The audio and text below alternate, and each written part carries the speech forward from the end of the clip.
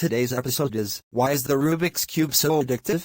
Characters, are curious, logical, loves challenges. No. Funny, amazed, competitive. Now, enjoy the video. Whoa. Dadar. Why do you have like 100 Rubik's Cubes here? I'm practicing. Trying to make flags of different countries with them.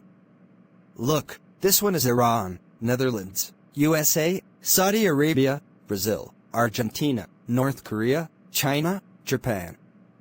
A few more done already. Flags? With Rubik's Cubes? That's insane. Yes.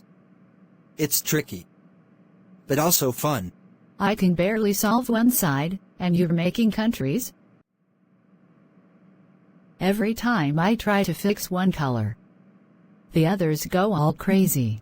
That's the Rubik's law of chaos. So basically, it's trolling me. Exactly.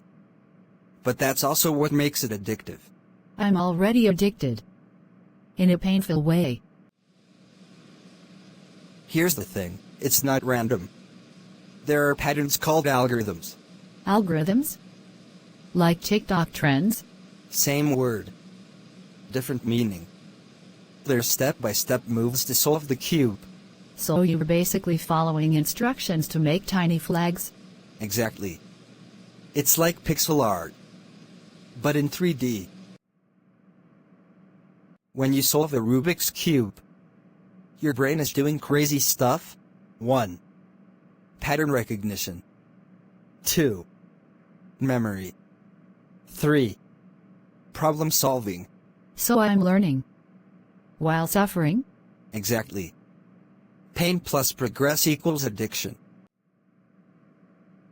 But why can't I stop trying? Because your brain hates unfinished puzzles. Every tiny success gives you dopamine.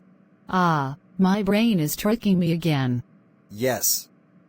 That's why people spend hours on one Rubik's Cube. Or 100. Here's a crazy one. More than 43 quintillion combinations, but any Rubik's Cube can be solved in 20 moves or less. What? My head hurts. Math is magic.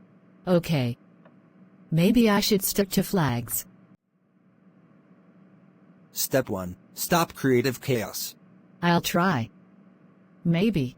One day you'll make your own flag designs with Rubik's Cubes too. Challenge accepted. Thanks for watching.